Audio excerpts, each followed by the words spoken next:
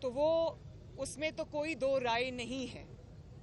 ایک منتخب اور آئینی وزیر اعظم کو جو حقوق حاصل ہیں، جو آئین اس کو اختیارات دیتا ہے، اس میں کوئی دو رائے نہیں ہے. لیکن جس شخص کی یہاں بات ہو رہی ہے، عمران خان صاحب، نہ وہ آئینی وزیر اعظم ہیں نہ وہ منتخب وزیر اعظم ہیں، بلکہ وہ ایک ایسے شخص ہیں جو نواز شریف کے مینڈیٹ پہ ڈاکہ ڈال کر آج وزیر اعظم کی کرسی پہ قابض ہے. اس کو قابض کہیں گے، اس کو سلیکٹڈ کہیں گے، لیکن آپ اس کو نہ آئینی وزیر اعظم کہہ سکتے ہیں نہ منتخب وزیر اعظم کہہ سکتے ہیں، کیونکہ ان کے پاس نہ مینڈیٹ ہے عوام کا، نہ ان کے پاس عوام کا ووٹ ہے، نہ ان کی کوئی اخلاقی حیثیت ہے، نہ ان کی کوئی آئینی حیثیت ہے. ہاں، ایک شخص جو کہ وزیر اعظم کی کرسی پر قابض ہے، وہ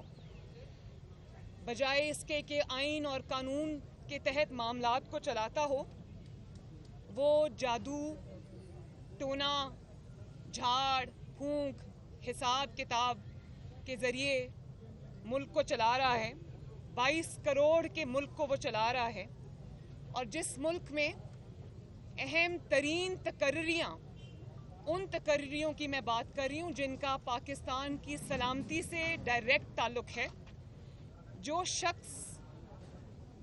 ان ملک کی اہم ترین تقرریاں جو ہے وہ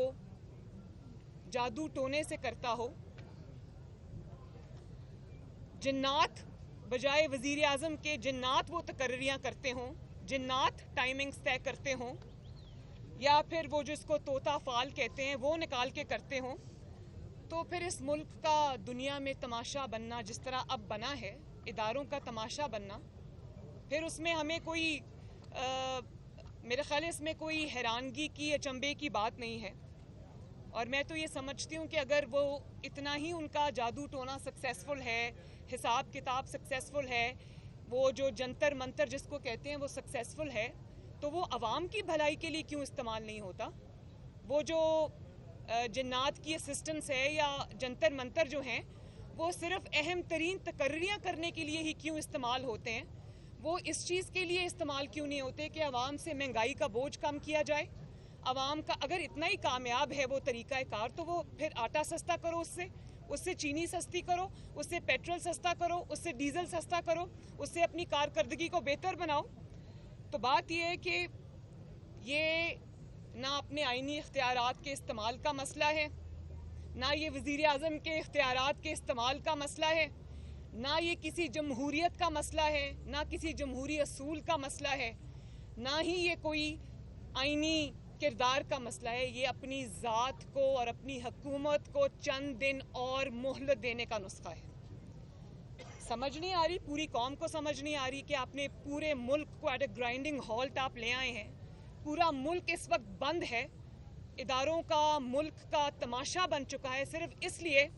کہ ایک شخص کو آپ نے ریٹین کرنا ہے، کیونکہ وہ آپ کی حکومت چلاتا ہے، وہ آپ کے اپوننٹس کو کے لیے اکھاڑ پچھاڑ کرتا ہے. تو سمجھ نہیں آ رہی کہ ایسا کیا معاملہ درپیش آ گیا؟ کیا قوم کو آپ نے بے وقوف سمجھ رکھا ہے؟ آپ سمجھتے ہیں کہ آپ کی ان حرکات اور سکنات کا قوم کو علم نہیں ہے کہ اس کے پیچھے بات کیا ہے؟ اور جب آپ یہ کہتے ہیں کہ